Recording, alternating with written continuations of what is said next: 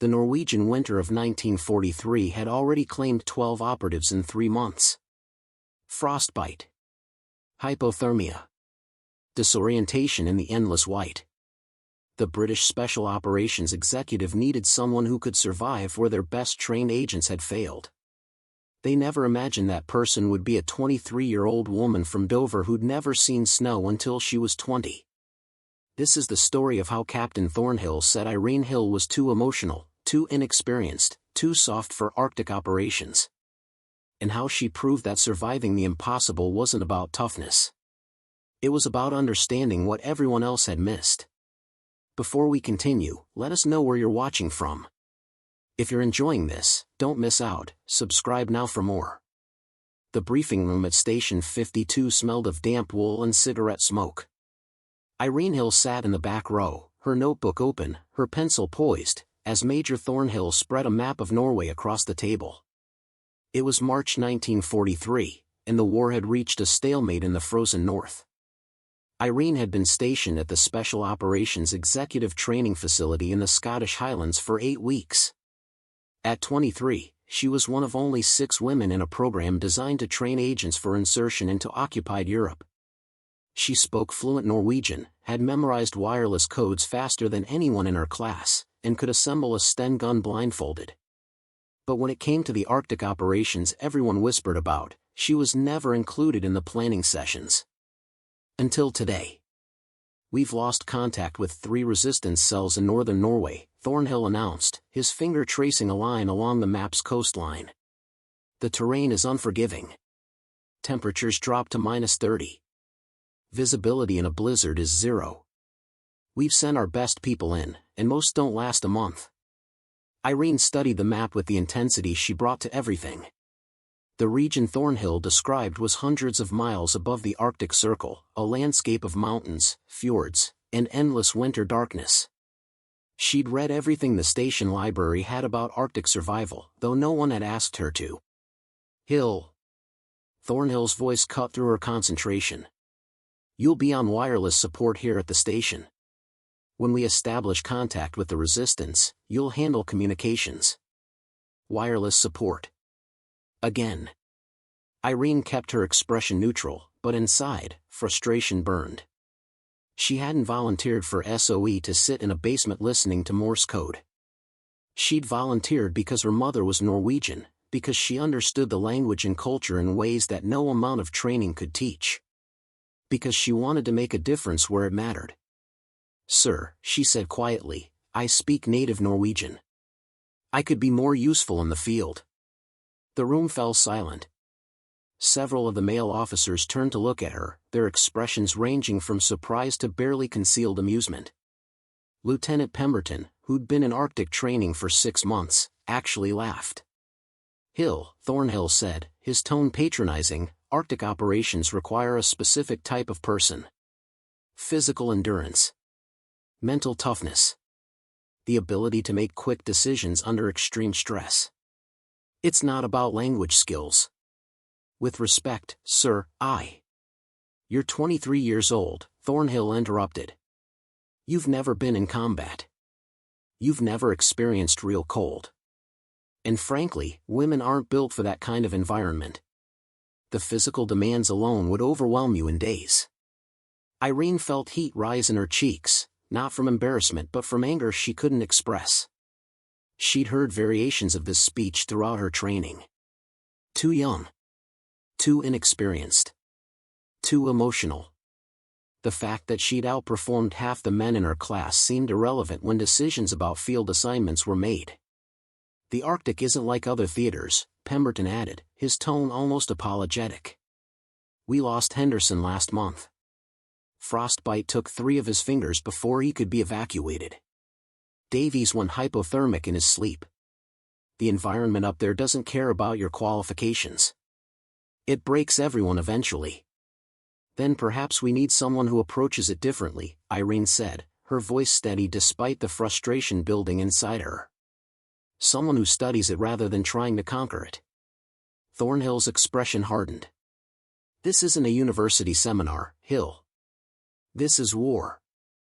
I need operatives who can survive, not theorize. You'll remain on wireless support, and that's final. As the briefing continued, Irene took meticulous notes on everything Thornhill described. The locations of the lost resistance cells. The patterns of German patrols. The terrain features that had proved most challenging. Around her, the selected operatives, all men, all considered the toughest in the program, discussed their preparations with the confidence of people who'd never truly failed at anything. She noticed something they didn't. Every failed mission Thornhill described followed the same pattern. Operatives arrived in Norway with British cold-weather gear and British survival techniques. They treated the Arctic like an enemy to be fought, a challenge to be overcome through sheer toughness. And they failed. After the briefing, Irene returned to her quarters, a small room she shared with another female trainee named Dorothy. Dorothy was kind but practical, destined for wireless work in France. She looked up from the letter she was writing as Irene entered. "They turned you down again?" Dorothy asked. Irene nodded, hanging her coat on the hook by the door. "Thornhill thinks I'm too soft for Arctic work." "Maybe he's protecting you," Dorothy suggested. "Everyone knows those missions are death sentences." 12 operatives in 3 months, Irene. "That's not just bad luck." "Exactly," Irene replied, pulling out the notebook where she'd been collecting information about the failed Arctic operations. 12 experienced men, all trained in British survival techniques, all failed. "Don't you think that suggests the training might be the problem?" Dorothy set down her pen, her expression worried. "What are you thinking?" Irene spread her notes across her bed. Maps. Weather reports. After-action summaries from the few operatives who'd survived long enough to file them.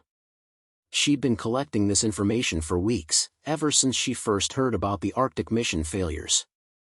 "I'm thinking that maybe surviving the Arctic isn't about being tough enough to fight it," Irene said slowly. "Maybe it's about being smart enough to work with it. The way the local population does." "The locals have lived there their entire lives," Dorothy pointed out. "They know things we can't learn from books." "Then I need to learn from them," Irene replied. "Or at least learn everything I can before I get the chance." Dorothy's eyes widened. "Irene, you're not seriously planning to." "I'm planning to be ready," Irene interrupted. "When the opportunity comes, and it will come, because they're going to keep losing people, I'll be prepared in ways they can't imagine." That night, while the rest of the station slept, Irene sat in the library reading everything she could find about Sami culture, Norwegian fishing communities, and indigenous Arctic survival techniques. The British training manuals focused on endurance and toughness. But the people who actually thrived in the Arctic? They focused on adaptation and understanding. The weeks that followed established a pattern that would define Irene's preparation. By day, she performed her assigned duties with meticulous efficiency, handling wireless communications and coding work that kept her valuable enough to retain but not important enough to notice. By night, she studied. The station library had surprisingly extensive resources on Arctic regions, materials gathered for the training program but apparently never thoroughly examined by the operatives themselves. Irene discovered accounts from Norwegian fishermen who worked the northern coast year-round. Ethnographic studies of Sami reindeer herders who migrated across the frozen landscape. Geological surveys detailing the specific characteristics of Norwegian terrain. She learned that the Sami people didn't fight the cold, they dressed in layers of reindeer fur that created air pockets for insulation. They didn't march through blizzards, they read subtle changes in wind and snow to predict weather hours in advance. They didn't treat the Arctic as an enemy but as an environment with rules that could be learned and respected. British training, by contrast, seemed designed for men who viewed the cold as a test of character, something to be endured rather than understood. The issued gear was practical but based on British assumptions about what proper cold weather equipment should be. The survival techniques emphasized pushing through discomfort rather than preventing it in the first place. Irene began to understand why 12 operatives had failed. They'd been sent to fight an environment that didn't respond to fighting. 3 weeks after the briefing, Lieutenant Pemberton returned from Norway. He lasted 19 days before frostbite forced his evacuation. Irene saw him in the medical wing, his hands bandaged, his face showing the psychological toll of near death in the frozen north. "It's not like anything they train you for," he told her when she brought him wireless transcripts to review. "The cold isn't just uncomfortable, it's aggressive. It finds every weakness in your gear, your technique, your mind. By day 3, I couldn't feel my feet. By day 7, I was making stupid mistakes because I couldn't think clearly. By day 12, I knew I was dying unless I got out." "What about the local resistance?" Irene asked. "How do they survive?" Pemberton looked at her with haunted eyes. "They're built for it. Born to it. We're not. Thornhill keeps sending people anyway, because we need eyes up there. But we're just throwing bodies at a problem that needs a different solution." That conversation crystallized something in Irene's mind. The SOE wasn't failing because they lacked tough operatives. They were failing because they were trying to impose British methods on a Norwegian problem. She intensified her preparation. In addition to her reading, she began experimenting with techniques she thought might work better than standard training. She practiced starting fires with damp materials, simulating the wet conditions of Norwegian coastal regions. She studied Norwegian clothing patterns, understanding how local garments were designed for specific weather conditions. She even convinced the quartermaster to let her examine samples of reindeer fur, learning how the hollow hair shafts created superior insulation compared to British wool. "You're obsessed," Dorothy observed one evening, finding Irene sketching modified clothing designs in her notebook. "Thornhill isn't going to change his mind. He thinks women are too emotional for field work. He thinks I'm too emotional because I asked questions about his methods," Irene replied. In his mind, confidence means not questioning authority. But maybe a little doubt would have saved 12 men's lives. The opportunity Irene had been preparing for came in late April, though not in the way she'd expected. Another operative, Captain Reynolds, had just returned from a failed mission in northern Norway. Unlike Pemberton, Reynolds hadn't been evacuated due to injury but due to mission failure.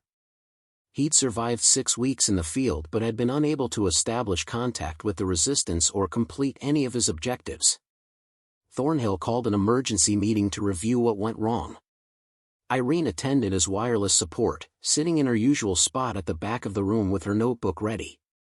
Reynolds looked physically intact but psychologically exhausted. "The problem isn't the cold," he said, his voice carrying frustration. "I mean, the cold is terrible, but I survived it. The problem is integration. The locals don't trust outsiders. They can spot a British operative immediately, no matter how good the cover story. Our gear is wrong, our mannerisms are wrong, our whole approach is wrong. You speak Norwegian," Thornhill pointed out. "You had proper identity papers." "I speak Norwegian like a British person who learned from a textbook," Reynolds replied. "And my papers said I was from Bergen, but I didn't know local Bergen idioms or customs. The first resistance contact I tried to make took one look at me and disappeared. After that, no one would talk to me. I spent 6 weeks in the cold, alone, unable to accomplish anything because I couldn't convince anyone I was genuine." Irene's pencil stopped moving. This was a different problem than she'd anticipated, but it was one she could solve. Her mother had raised her speaking Norwegian, not textbook Norwegian but the actual living language of northern fishing communities. She knew the idioms, the customs, the small cultural details that separated natives from foreigners. "Perhaps we need operatives who don't just speak Norwegian but think Norwegian," she said quietly. The room turned to look at her. Thornhill's expression showed irritation at the interruption, but Reynolds looked interested. "What do you mean?" Reynolds asked. Irene chose her words carefully. "Captain, you survived the cold because you're tough. But you failed the mission because you couldn't integrate with the local population. That's not a failure of training, it's a failure of selection. The SOE is sending British operatives who've learned Norwegian skills. Maybe we need Norwegian operatives who've learned British skills. Are you volunteering?" Thornhill asked, his tone making clear what he thought of that idea. "I'm suggesting that cultural authenticity might matter more than physical toughness," Irene replied. The 12 operatives we've lost weren't weak. But they were identifiably foreign, which meant they couldn't access the local knowledge and support that would have helped them survive. And you think you could do better? Thornhill's voice dripped with skepticism. You, who've never experienced real cold, who've never been in combat, who've spent your entire time here on wireless support. Irene met his gaze steadily. I think I could integrate in ways a British man never could. I think the locals might trust me where they wouldn't trust someone who looks and acts like an occupier. And I think 12 dead operatives prove that the current approach isn't working. The silence that followed was uncomfortable. Irene had crossed a line, had directly criticized Thornhill's judgment in a way that women in the program simply didn't do. She watched his face redden, saw the anger building, and prepared herself for immediate dismissal from the program. But Reynolds spoke first. She has a point, sir. The toughest men in Britain aren't going to matter if they can't make contact with the resistance. Maybe we need to try a different type of operative. We need operatives who can survive, Thornhill snapped. Not theorists who'll freeze to death in the first week. Then test me, Irene said, her voice quiet but firm. Give me the same cold weather assessment the men go through. If I fail, I'll accept wireless duty without complaint. If I pass, at least consider that I might succeed where others have failed. We've invested considerable effort in bringing you this story. If you find it engaging, please consider subscribing to our channel. Your support is greatly appreciated. Now, let's return to the narrative. The cold weather assessment began at dawn 3 days later. Irene stood with 5 male candidates in front of a transport truck that would take them to the Scottish Highlands' most brutal training ground. The temperature hovered just above freezing, but Thornhill had promised them conditions that would simulate Arctic Norway. She'd spent the previous nights studying everything the 12 failed operatives had reported about their experiences. Most had focused on the physical challenges, the numbness, the exhaustion, the constant threat of frostbite. But buried in their reports were details about what actually killed missions: inability to read weather patterns, failure to maintain gear properly, poor decisions made in moments of cold-induced confusion. The other candidates eyed her with a mixture of curiosity and pity.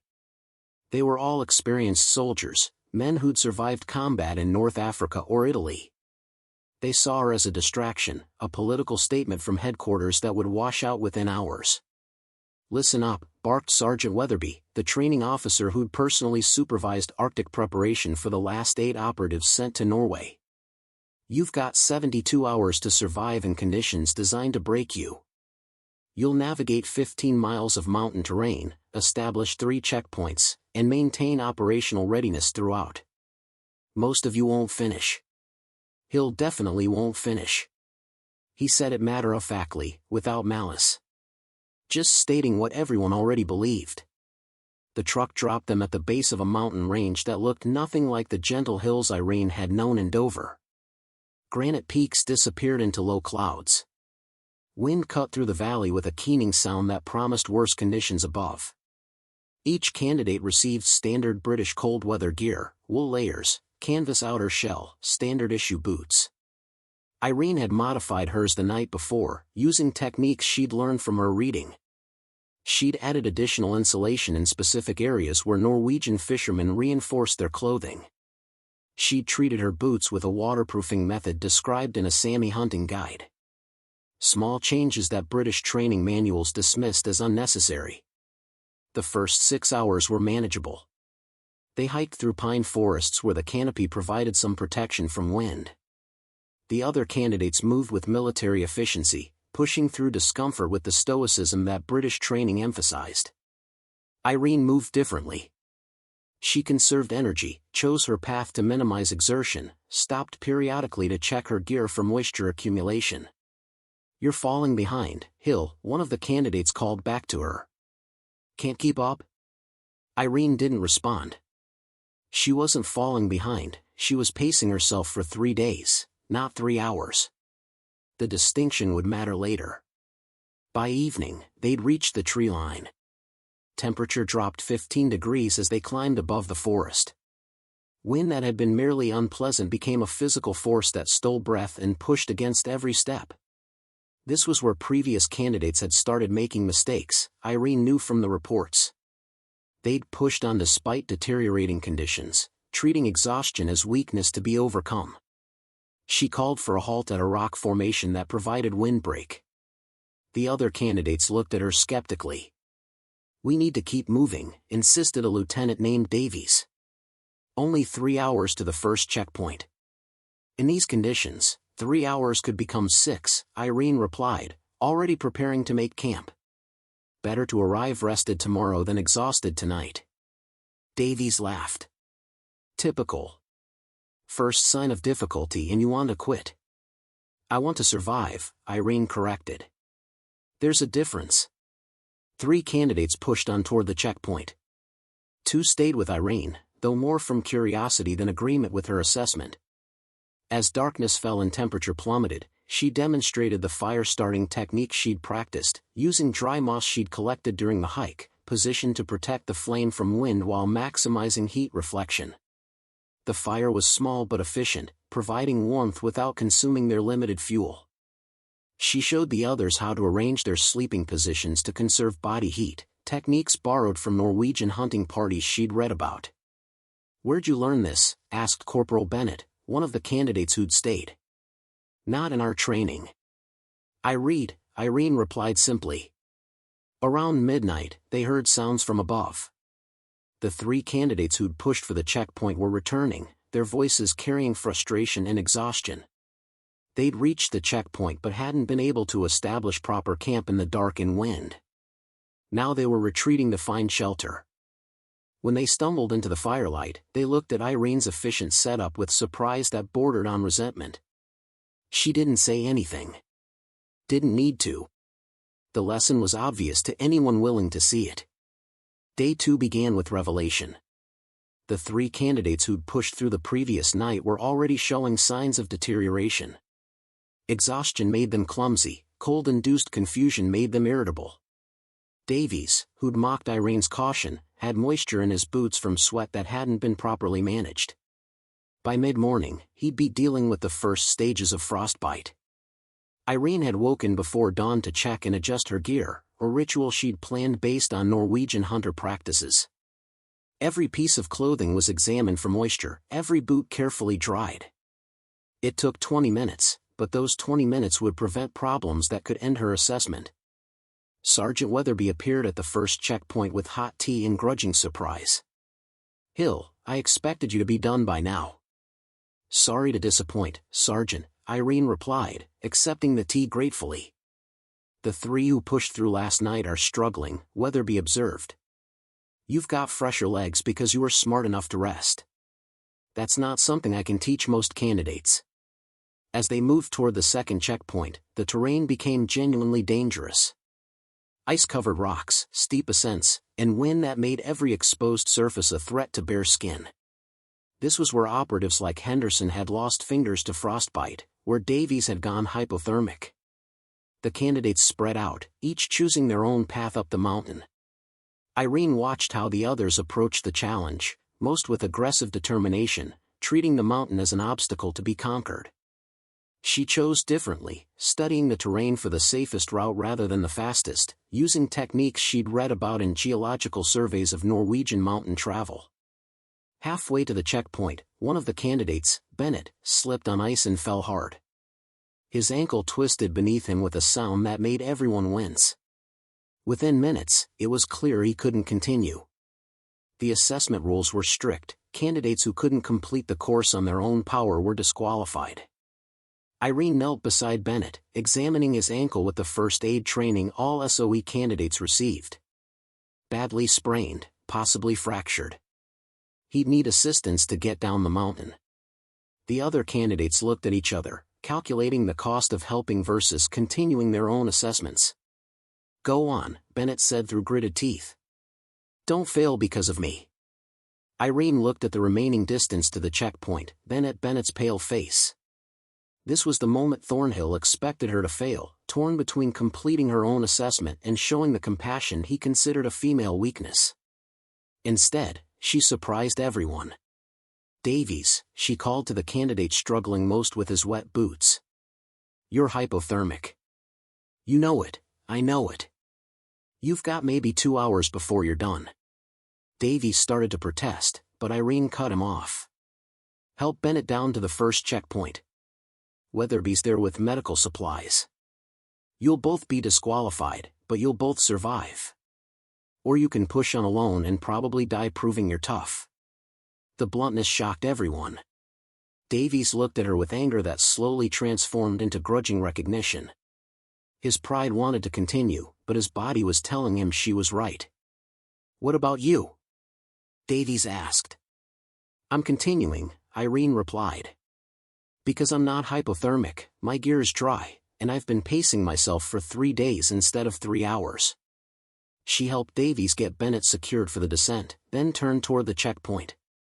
The remaining 3 candidates watched her with new assessment. The small woman they'd pitted was outlasting most of them not through toughness but through intelligence. The second day ended at a windswept plateau where Weatherby had established the final checkpoint. Of the 6 candidates who'd started, only Irene and 2 others remained. The men were exhausted, barely able to establish camp before collapsing into their bedrolls. Irene went through her evening ritual: gear check, moisture management, fire preparation. Her body ached, and her hands were raw from constant exposure to cold and rock. But her mind remained clear because she'd managed her energy and warmth throughout the day. Weatherby watched her work with an expression that had shifted from skepticism to professional interest. Hill, I've supervised this assessment 16 times. Most candidates either push too hard and burn out, or they're too cautious and never finish. You're threading a needle I didn't think possible. I'm just applying what works in Norway, Sergeant. That's the problem, Weatherby replied. We've been training British soldiers to survive British interpretations of cold. You're training yourself to survive Norwegian cold. There's a difference. The third day brought the worst conditions yet. Temperature had dropped during the night, and dawn revealed a landscape transformed by fresh snow. The final objective, a simulated resistance contact point 15 miles distant, required navigation through terrain that the weather had made nearly featureless. One of the remaining candidates, a Scottish sergeant named MacLeod, took one look at the conditions and shook his head. This is suicide. Even with compass bearings, we'll be navigating blind half the time. He was right, by British training standards. The manual said to wait out severe weather, maintain position, preserve resources. But Norwegian resistance fighters didn't have the luxury of waiting. German patrols didn't pause for blizzards. Operatives who couldn't navigate in these conditions couldn't complete missions. Irene studied the landscape with techniques she'd learned from Norwegian geological surveys. Snow didn't fall uniformly, wind patterns created drifts that indicated direction, exposure varied by elevation and orientation. The landscape held information if you knew how to read it. I'm going, she announced, shouldering her pack. The final candidate, a lieutenant named Harrison, laughed. You'll be lost within an hour. Then you'll pass the assessment when I fail, Irene replied. But I'm not failing. She set out into conditions that British training had taught her to avoid. But she wasn't following British training. She was following principles she'd learned from people who actually lived in these environments, who understood that the Arctic wasn't an enemy but a system with rules. The snow reduced visibility to maybe 30 feet. Irene navigated using a combination of compass work and terrain reading that would have seemed impossible to someone relying purely on instruments. She noted how snow accumulated differently on north-facing versus south-facing slopes. How wind patterns created subtle variations in drift formation. How the angle of hidden sun could be inferred from light variations in the overcast sky. 2 hours into the march, she heard something that made her stop, voices, faint through the wind. She'd reached a Norwegian fishing village that her maps showed was near the final objective. This wasn't part of the planned route, but it represented exactly the kind of local contact that operatives needed to survive in Norway. The village consisted of maybe 15 buildings, fishing huts and storage sheds arranged around a small harbor. Smoke rose from several chimneys, a sign of life in the frozen landscape. Irene approached cautiously, aware that her entire assessment might hinge on this interaction.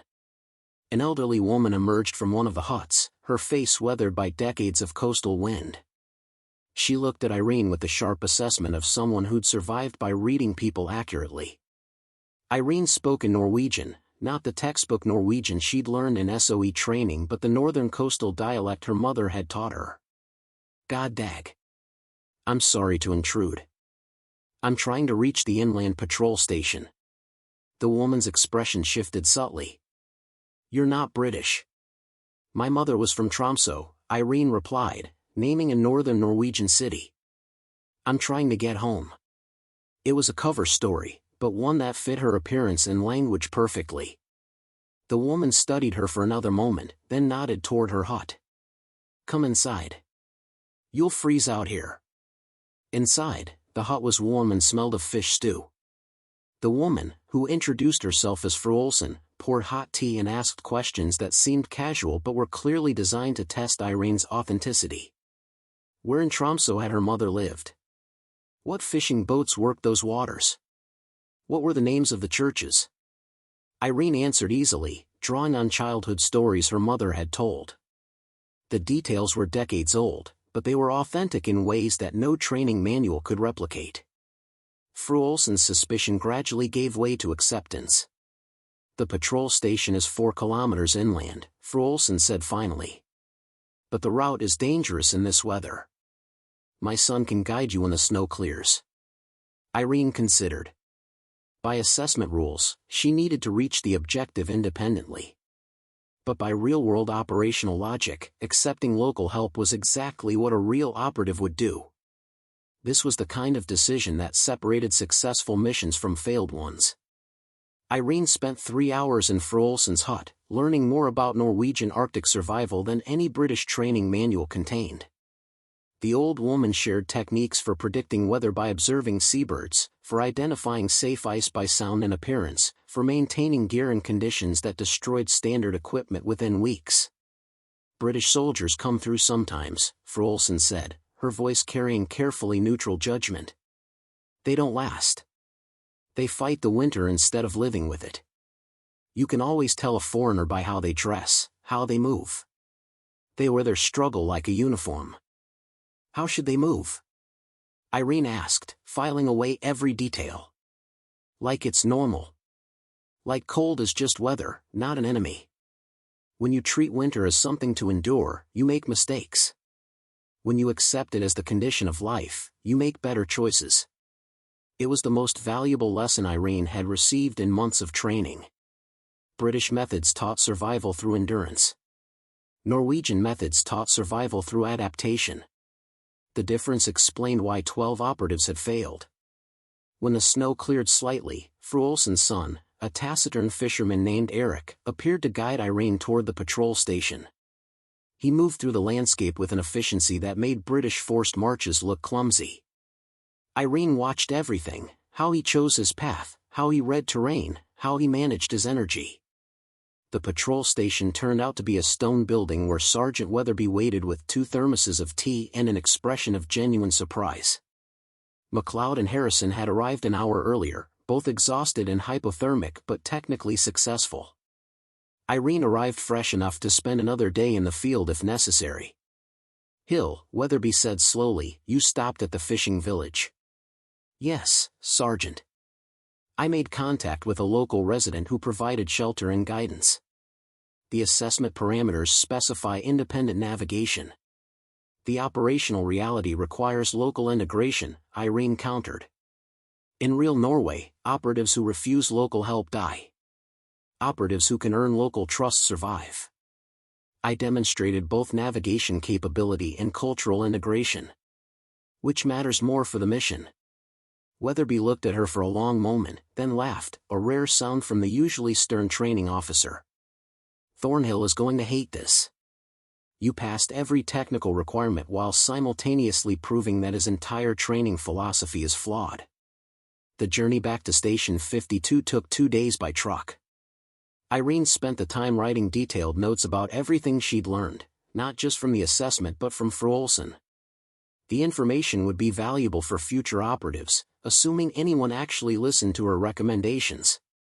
Back at the station, Dorothy greeted her with relief and curiosity. Everyone's talking about it. You not only passed, you made the training officer question his own methods. I just did what made sense, Irene replied, though she knew it was more than that. She'd proven that succeeding in Norway required thinking like a Norwegian, not like a British soldier attempting to conquer foreign terrain. The official debriefing came 3 days later. Irene stood in the same briefing room where Thornhill had dismissed her capabilities, but this time the atmosphere was different. Weatherby presented his assessment with professional objectivity that bordered on admiration. Specialist Hill demonstrated superior cold weather capability through intelligent resource management and cultural adaptation. She outperformed experienced soldiers not through physical superiority but through strategic thinking. Most significantly, she successfully integrated with local Norwegian civilians in a manner that suggests operational viability in occupied territory. Thornhill's face remained impassive, but Irene could see the calculation behind his eyes. He'd been proven wrong, but admitting it meant acknowledging that his methods had contributed to 12 deaths. One successful training assessment doesn't qualify someone for Arctic operations, Thornhill said finally. No, sir, Weatherby agreed. But 12 failed missions might suggest we need operatives who approach the environment differently. The room fell silent. Everyone understood what wasn't being said, that toughness alone wasn't enough, that the SOE's Arctic program needed fundamental restructuring. And that Irene Hill had just proven she understood something that all their seasoned veterans had missed. The decision came through official channels 2 weeks later, delivered in a sealed envelope that Irene opened in the privacy of her quarters. She'd been reassigned, not to Arctic operations as she'd hoped, but to an ambiguous position titled Cultural Integration Specialist. It was bureaucratic language that meant nothing and everything simultaneously. Dorothy watched her read the orders with concern. What does that even mean? It means Thornhill won't send me to Norway, but he can't completely dismiss what I proved, Irene replied, studying the vague language. I'm supposed to advise on local customs and cultural factors. Basically, I'll write reports that field operatives will ignore. But 3 days later, everything changed. Another operative returned from Norway, Captain Willis, who'd lasted 5 weeks before mission failure forced his extraction. Unlike previous returnees who blamed the environment, Willis blamed something else entirely. The resistance doesn't trust us, he told the debriefing room bluntly. They see British operatives as liabilities. We don't understand their methods, we don't respect their knowledge of the terrain, and we make them more vulnerable to German detection. They're starting to refuse contact rather than risk exposure. Thornhill leaned forward, his frustration evident. We're there to help them. We provide weapons, intelligence, coordination with London. They don't need our help badly enough to die for it, Willis countered. Sir, with respect, we're approaching this completely wrong. We're treating Norway like it's occupied France or Belgium. But the environment is as much of an enemy as the Germans. The resistance has learned to use that environment. We haven't. It was the opening Irene had been waiting for. She stood, her voice clear. Captain Willis, what if we sent an operative who could integrate fully with the resistance? Someone they'd trust because she understood their methods and spoke their language natively? Willis turned to look at her, recognition dawning. You're Hill. Weatherby mentioned you. Said you passed the Arctic assessment by thinking like a Norwegian instead of a British soldier. Because that's what the mission requires, Irene replied. Not someone tough enough to survive Norway, but someone Norwegian enough to work effectively there. Thornhill's expression darkened. Hill, we've discussed this. You're not qualified for field operations. 12 dead operatives suggests our definition of qualified might be flawed, Irene said, her tone respectful but firm. Captain Willis just confirmed that cultural integration matters more than military experience. That's exactly what I can provide. The room erupted in argument. Several officers supported Thornhill's position that women weren't suitable for Arctic operations. Others, including Willis and Weatherby, argued that mission success mattered more than tradition. The debate raged for 20 minutes before Colonel Ashford, the station commander who'd remained silent throughout, finally spoke. Enough. His voice cut through the argument like a blade. The Arctic program has failed consistently using conventional operatives. Hill has demonstrated both survival capability and cultural authenticity. We're going to give her a chance. Thornhill started to protest, but Ashford raised a hand. Not a full mission. Not yet. Hill, you'll accompany Captain Willis on a limited reconnaissance operation. For weeks in northern Norway, establishing contact with one resistance cell. Willis will handle military aspects. You'll handle cultural integration. If you succeed, we'll discuss expanded responsibilities. It wasn't the full assignment Irene wanted, but it was an opportunity that shouldn't exist according to everything SOE policy said about women in combat zones. She met Ashford's gaze steadily. Thank you, sir. I won't fail. See that you don't, Ashford replied. Because if you do, you'll have confirmed every skeptic's opinion about women in field operations. The weight of that responsibility settled on Irene's shoulders. She wasn't just representing herself anymore. She was representing every woman who wanted to prove that capability mattered more than gender, that intelligence could outweigh physical strength, that success in Norway required thinking differently about what made someone qualified. That evening, Captain Willis found her in the library, surrounded by maps and weather reports. Hill, I need you to understand something. I'm supporting your inclusion because I think you might succeed where I failed. But the Arctic is worse than anything you experienced in training. The cold, the isolation, the constant threat of German patrols, it breaks people who've survived combat in North Africa. I know, Irene replied quietly. I've read every after-action report from failed missions. I understand the risks. Willis studied her carefully. Weatherby said you modified your gear using Norwegian techniques. Can you do that for me? Because my British equipment nearly killed me last time. It was a remarkable admission from a decorated combat veteran. Irene nodded, pulling out her notebooks. I can do better than that. I can teach you how Norwegians think about cold weather survival. Not as something to endure, but as something to work with. The resistance doesn't trust us, he told the debriefing room bluntly. They see British operatives as liabilities. We don't understand their methods, we don't respect their knowledge of the terrain, and we make them more vulnerable to German detection. They're starting to refuse contact rather than risk exposure.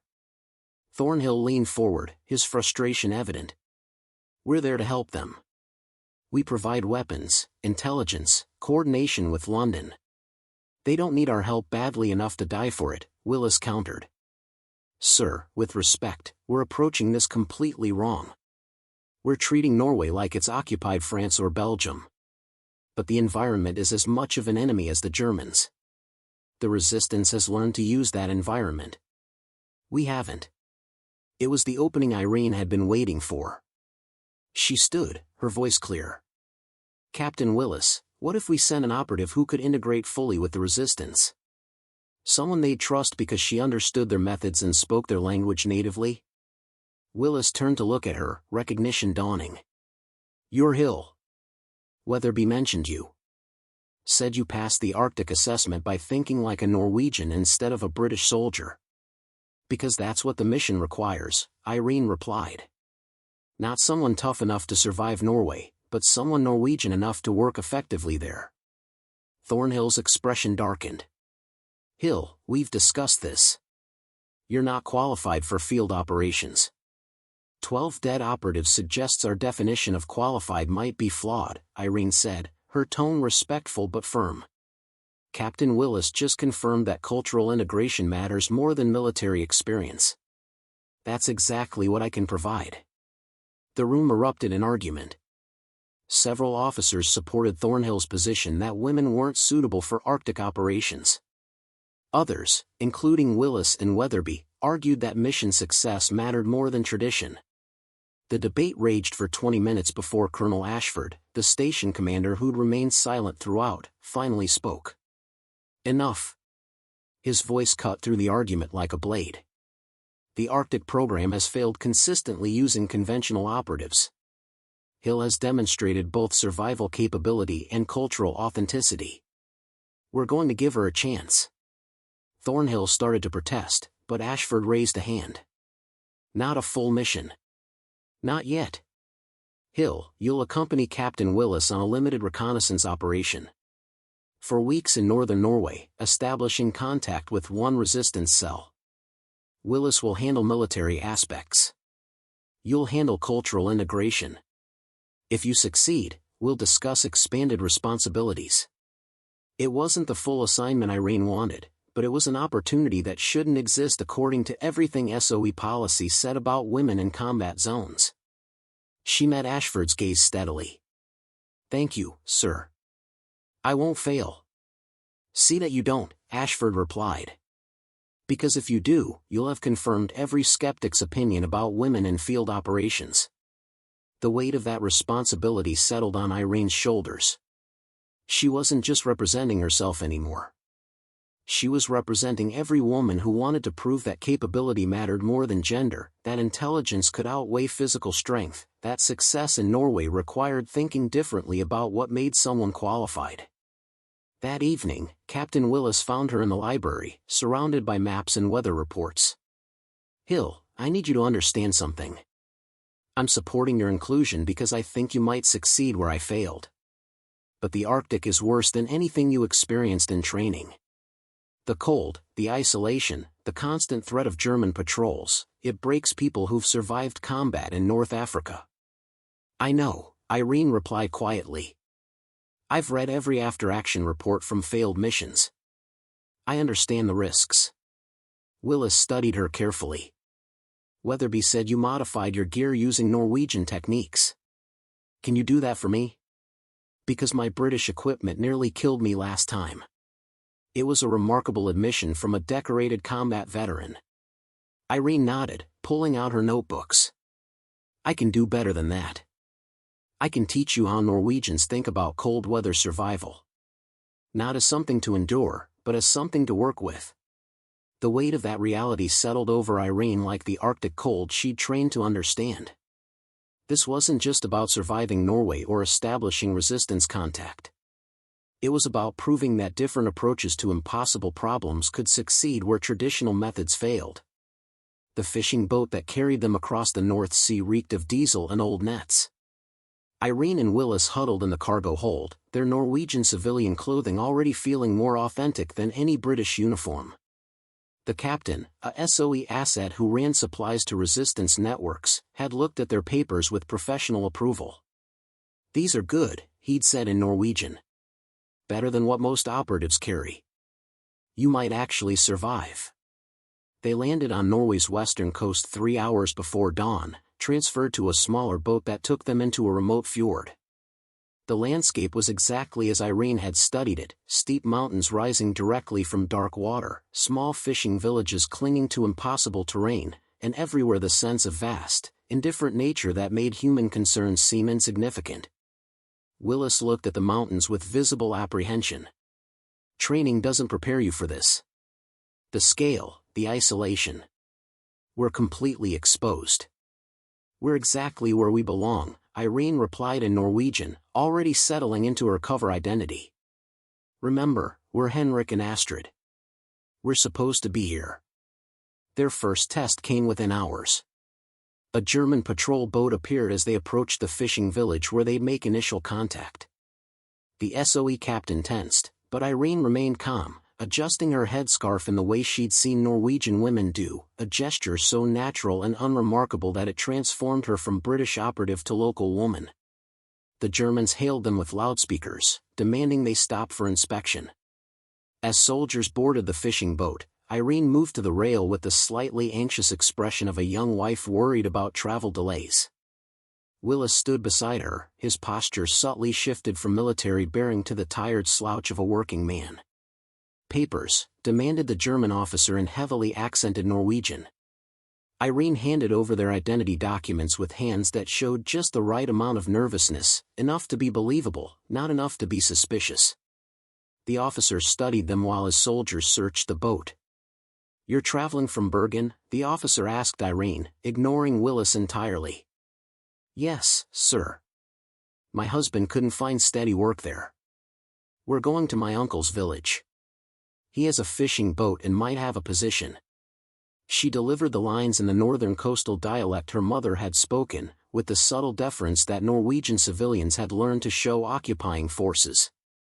The officer's attention shifted between their papers and their faces, looking for the subtle inconsistencies that marked British operatives. Irene met his gaze with the exhausted patience of someone enduring necessary bureaucracy, nothing more. Your husband doesn't speak much, the officer observed. Henrik's shy with strangers, Irene replied, touching Willis's arm with casual affection that looked entirely natural. And his Norwegian is still Bergen dialect. People up north sometimes have trouble understanding him. It was a brilliant improvisation. Willis's slightly formal Norwegian now had an explanation that made it less suspicious. The officer studied them for another moment, then handed back their papers. The journey will be difficult. There are restrictions on movement near military installations. We'll be careful, sir. Thank you. The patrol boat departed, and the fishing captain looked at Irene with newfound respect. That was well done. You even had me convinced you were nervous. I was nervous, Irene admitted once they were safely away. But I was nervous like a Norwegian woman would be, not like a British spy.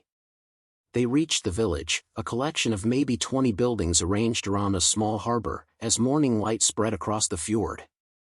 The SOE captain made subtle contact with a local fisherman who provided them with temporary housing in a storage shed above the boat docks. Someone will contact you, the fisherman said tersely. Or they won't. Trust no one until they prove themselves. Left alone in the shed, Willis looked at Irene with something approaching awe. That interaction with the Germans, you completely controlled it. Made him focus on you, gave explanations for anything suspicious about me, even got us sympathy as a struggling young couple. That's why we needed a woman for this mission, Irene replied, arranging their gear to look like the belongings of civilians rather than operatives. German security forces expect resistance fighters to be men. They're trained to watch men carefully. Women are invisible unless they do something obviously suspicious. For 3 days, they waited in the village, establishing their cover story through careful, limited interactions. Irene bought supplies from the local store, chatted with other women about the difficulty of the times, asked subtle questions about her fictional uncle's fishing business. Each conversation added authenticity to their presence. Willis stayed mostly quiet, playing the role of a shy, work-focused husband. He mended nets on the docks, helped with basic boat maintenance, demonstrated through actions rather than words that he understood fishing community life. The resistance contact came on the 4th night. A quiet knock on their door revealed a teenage boy who looked at them with the hard suspicion of someone who'd learned to trust no one. You're the people from Bergen, he said in Norwegian. It wasn't a question. Yes, Irene replied. Looking for work and family. My father wants to meet you. Tonight. Alone. He was looking at Willis. My wife comes with me, Willis said in his careful Norwegian. We don't separate. The boy led them through darkness to a farmhouse 2 miles inland. They walked in silence, hyper-aware that one wrong word or gesture could end the mission, or their lives. Norwegian resistance cells had learned to be ruthless with suspected informants or British operatives who compromised their security. Inside the farmhouse, 6 men waited. Their leader, a weathered fisherman in his 50s, studied Irene and Willis with eyes that had seen too much death to trust easily. His name was Lars Haugen, and his reputation within the resistance was legendary according to SOE intelligence reports. You're British, Haugen said flatly in Norwegian. The statement hung in the air like a death sentence. Irene felt Willis tense beside her, but she kept her expression calm. My mother was from Tromsø. My father was British. I grew up speaking both languages. And him? Haugen gestured at Willis. Henrik is from Bergen. His family. His family is not from Bergen, Haugen interrupted. I can hear it in his accent. He learned Norwegian as an adult. Probably from a language teacher in Britain. So let's stop with the lies and discuss why I shouldn't kill you both right now. The room's atmosphere shifted from suspicious to openly hostile. The other men moved subtly, positioning themselves to block any escape. Irene realized they'd reached the critical moment that determined whether this mission succeeded or failed. She made a decision that would have horrified Thornhill. "You're right," she said in English. "We're SOE. I'm Irene Hill. This is Captain Willis. We're here to establish contact with your cell and provide intelligence coordination." The admission shocked everyone, Willis included. Haugen's hand moved toward a pistol at his belt. "You just admitted you're British spies in occupied territory. Why would I not shoot you?" "Because shooting us accomplishes nothing," Irene replied, switching back to Norwegian. "You already knew what we were. The question isn't whether we're British, it's whether we can be useful to you. And whether we understand Norway well enough to not get your people killed." She pulled out a small notebook filled with her handwritten observations. "For 6 months, the SOE has been sending operatives to Norway using British survival methods. 12 men have failed because they treated your country like an enemy to be fought instead of an environment to be understood. They didn't integrate with local communities. They didn't respect your knowledge. They made you more vulnerable by their presence." Haugen took the notebook, leafing through pages of detailed notes about Norwegian customs, terrain navigation, cultural practices. His expression shifted from hostility to grudging interest. "This is different from other British operatives," he admitted. "Because I'm not trying to impose British methods on Norwegian problems," Irene said. "I spent months learning from Norwegian sources. I passed your country's survival test by thinking like a Norwegian, not a British soldier. And I convinced SOE to let me come here precisely because previous operatives failed to earn your trust." One of the other men spoke up. "The Germans are looking for British agents. Having you here puts us at risk." "More risk than losing coordination with London?" Irene countered. "More risk than missing intelligence about German movements? You need what we can provide: weapons, supplies, communication with Allied command. We need what you can provide: local knowledge, safe houses, operational security. The question is whether we can work together without getting each other killed." Willis had remained silent, letting Irene handle the negotiation. It was the right instinct. Haugen and his men watched her with the assessment men reserved for other men, not as a woman to be dismissed, but as a potential asset or a threat to be carefully evaluated. "Why should we trust you more than previous British operatives?" Haugen asked. Irene met his gaze steadily. "Because I understand that you've been surviving German occupation by adapting to Norwegian conditions. British operatives failed because they refused to adapt. I'm here to learn from you, not to tell you how to fight in your own country." The room fell silent. Then Haugen did something unexpected. He laughed. "You're either very clever or very stupid. Probably both. But at least you're honest about understanding your limitations." He gestured for them to sit. Over the next 3 hours, they discussed operational security, communication protocols, and the reality of resistance work in northern Norway. Haugen tested Irene's knowledge repeatedly, asking about local geography, cultural practices, historical details. Each time, she answered with the authentic knowledge that only deep study and cultural connection could provide. By the end of the night, something had shifted.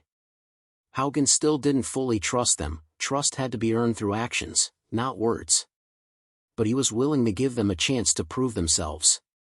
"You can stay," he said finally. "But you follow our rules, our methods, our security protocols. The moment you become a liability, you leave. Or you don't leave at all. Understood?" "Understood," Irene replied. As they walked back to the village in pre-dawn darkness, Willis spoke quietly. "That was the most terrifying negotiation I've ever witnessed. You admitted we were British operatives to a resistance cell that kills British operatives." "They already knew," Irene said. "Haugen was testing whether we'd keep lying or respect him enough to be honest. Continuing the charade would have gotten us killed." Admitting the truth gave us a chance. Thornhill would have court-martialed you for that decision. Thornhill isn't here. And his methods are why 12 operatives failed. Irene looked up at the mountains surrounding them, dark shapes against a lightning sky. We're in Norway now. We survive by Norwegian rules. CK. Proceed with part 11 and 12, final. Make sure that each part has 600 words only. For the last part, add CTA up next. You've got 2 more standout stories right on your screen. If this one hit the mark, you won't want to pass these up. Just click and check them out. And don't forget to subscribe and turn on the notification bell so you don't miss any upload from us. The following weeks established a pattern that redefined what successful SOE operations in Norway could look like. Irene and Willis didn't impose British military structure on the resistance, they adapted to Norwegian methods, learning from people who'd survived 2 years of occupation through intelligence and flexibility rather than rigid doctrine. Haugen's cell operated with a sophistication that surprised Willis. They moved supplies using fishing boats that Germans ignored, communicated through coded messages embedded in seemingly innocent conversations, and tracked German patrol patterns with precision that rivaled British intelligence gathering. The key was their intimate knowledge of local terrain and community dynamics. Irene's role evolved naturally. She became the primary liaison with local civilians, the person who could move through villages gathering information without raising German suspicion. Young Norwegian women were effectively invisible to occupation forces focused on finding male resistance fighters. She exploited that invisibility ruthlessly. During a supply run to a neighboring village, she encountered a German checkpoint that would have trapped a male operative. The soldiers barely glanced at her papers, more interested in flirting than security checks. She smiled politely, answered their questions with just enough friendliness to seem harmless, and passed through with intelligence about German troop movements that saved 3 resistance fighters' lives the following week. Willis watched her work with growing admiration. You've turned every British weakness into a Norwegian strength. Our operatives failed because they tried to be soldiers in civilian territory. You're succeeding because you actually became civilian. But success brought new challenges. After 6 weeks, Haugen proposed something that went far beyond their original reconnaissance mission. A German supply depot near the coast contained weapons and ammunition that the resistance desperately needed. British commandos had attempted a raid the previous year and failed catastrophically. Haugen believed a smaller, locally planned operation could succeed. We need your wireless, he told Irene bluntly. If we hit that depot, the Germans will respond with massive force. We'll need Allied intelligence about their reaction, troop movements, patrol patterns, where they're concentrating their search. It was exactly the kind of active operation that Thornhill had forbidden. Their orders were to establish contact and gather intelligence, not to participate in direct action against German forces. Willis understood this meant crossing a line that could end both their careers. We need to contact London, he said to Irene privately. Get authorization. By the time London debates authorization, the opportunity will pass, Irene replied. Haugen is testing whether we're actual partners or just British observers. If we refuse, we lose everything we've built. She drafted a coded message that technically informed London of a resistance operation without explicitly requesting permission. It was bureaucratic sleight of hand that maintained plausible deniability while allowing them to proceed. Willis recognized the tactic immediately. Thornhill will interpret this as you asking for approval, not informing him of decisions already made. Then he'll interpret it wrong, Irene said calmly. We're in Norway. We make decisions based on Norwegian reality, not British assumptions about how resistance work should function. The raid required 2 weeks of preparation. Haugen's men gathered intelligence about German schedules, patrol rotations, and security measures. Irene contributed by befriending the Norwegian woman who cleaned the depot's administrative offices. Through careful, patient conversation, she learned details about guard routines that no amount of external observation could reveal. The night of the operation, Irene remained at the wireless, maintaining communication with Haugen's team and monitoring German military frequencies. Her Norwegian language skills let her intercept German communications in real time, providing warnings about patrol movements that allowed the resistance fighters to adjust their approach. The raid succeeded beyond expectations. Haugen's team acquired weapons, ammunition, and, most valuable, German communication codes that would compromise enemy operations for months. They suffered no casualties and escaped before German reinforcements arrived. But success brought consequences. German security forces recognized this wasn't a random attack but a sophisticated operation suggesting British involvement. They intensified their search for foreign operatives, conducting house-to-house inspections in coastal villages. Irene and Willis had to relocate deeper inland, to a mountain farm where they'd be less exposed to German scrutiny. The environment grew harsher, colder, more isolated, testing the survival skills Irene had spent months developing. This was the Arctic conditions that had defeated 12 British operatives. But she'd prepared for exactly this. While other operatives had fought the environment, Irene worked with it. She used Norwegian cold weather techniques, maintained her gear using local methods, and most importantly, she accepted the cold as a normal condition rather than an enemy to be endured. 3 months into their mission, word reached them through resistance networks that another SOE operative had been captured near Trondheim. The Germans had extracted information about British operations before the operative died under interrogation. Security had been compromised across multiple resistance cells. London recalled Irene and Willis immediately. The extraction came through the same fishing boat network that had brought them in, a cold night crossing that reversed their arrival journey. As Norway's coast disappeared behind them, Irene felt a complex mixture of relief and loss. Back at Station 52, they found everything had changed. News of their successful 4-month operation had spread through SOE Command. While Thornhill still disapproved of their methods, he'd been overruled by commanders who cared more about results than protocol. Colonel Ashford greeted them personally. "Hill, Willis, your mission accomplished more in 4 months than the previous 12 operatives combined. You established reliable resistance contact, coordinated successful operations, and most importantly, you proved that cultural integration matters more than military toughness in occupied Norway." The debriefing lasted 3 days.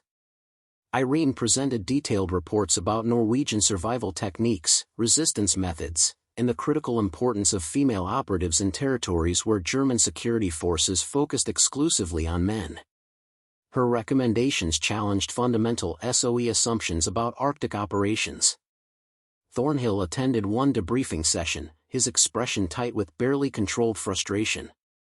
When Irene finished describing how she'd modified British survival gear using Norwegian techniques, he finally spoke.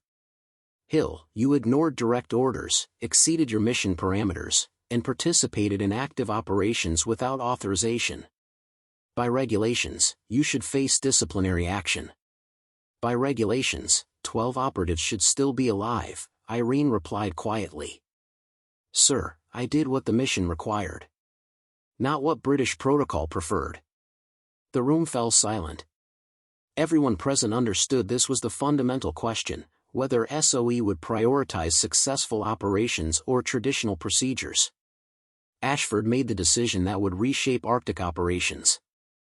"Major Thornhill, Specialist Hill's methods will become standard training for all Norwegian operatives. She'll develop new protocols emphasizing cultural integration and environmental adaptation. Captain Willis will assist in implementing these changes." It was complete vindication, but Irene felt no triumph. She thought about the 12 operatives who'd died because British assumptions about toughness and endurance had been valued over intelligence and adaptation. Her success meant those deaths might finally lead to better approaches. Over the following months, she transformed SOE's Arctic program. She brought in Norwegian consultants, fishermen, Sami herders, resistance members, who taught British operatives how to actually survive in northern conditions. She redesigned equipment using Norwegian methods. Most controversially, she argued for more female operatives in territories where women could move invisibly through German security. Not everyone accepted the changes. Some officers still believed that Arctic operations required male toughness rather than female intelligence. but the statistics were undeniable. Operatives trained in Irene's methods survived longer, accomplished more, and returned alive. Dorothy found her in the library one evening, 6 months after her return, surrounded by training manuals she was rewriting. "You did it," Dorothy said simply. "You proved that being too emotional, too inexperienced, too soft actually meant being smart enough to succeed where tough men failed." Irene looked up from her work. "I proved that surviving impossible environments requires understanding them, not fighting them. The Arctic doesn't care about toughness. It cares about adaptation." By war's end, the Norwegian resistance networks that Irene had helped establish played crucial roles in Allied intelligence gathering and sabotage operations. The German supply depot raid she'd supported from her wireless set disrupted enemy logistics for months. And the female operatives who followed her methods into occupied territories survived at rates that made traditional male-only operations look primitive by comparison. Years later, when military historians studied SOE operations in Arctic Norway, they identified Irene Hill's mission as the turning point. Not because she was the toughest operative or the most experienced soldier, but because she understood something that rigid military thinking had missed, that different problems required different approaches, that cultural intelligence could matter more than physical strength, and that the people everyone dismissed as too soft for impossible challenges might be exactly the ones who succeeded. Captain Thornhill had said she'd never adapt to environments that defeated seasoned veterans. He'd been right in ways he never intended. Irene didn't adapt to the Arctic by becoming tougher. She mastered it by becoming Norwegian. And in doing so, she proved that the greatest strength sometimes lies in accepting what others see as weakness, and turning it into advantage that rigid toughness could never achieve. The impossible environment that broke 12 experienced men bent for one young woman who understood that survival wasn't about conquering the cold. It was about learning to live with it. Just as the Norwegians always had. Up next, you've got 2 more standout stories right on your screen. If this one hit the mark, you won't want to pass these up. Just click and check them out. And don't forget to subscribe and turn on the notification bell so you don't miss any upload from us.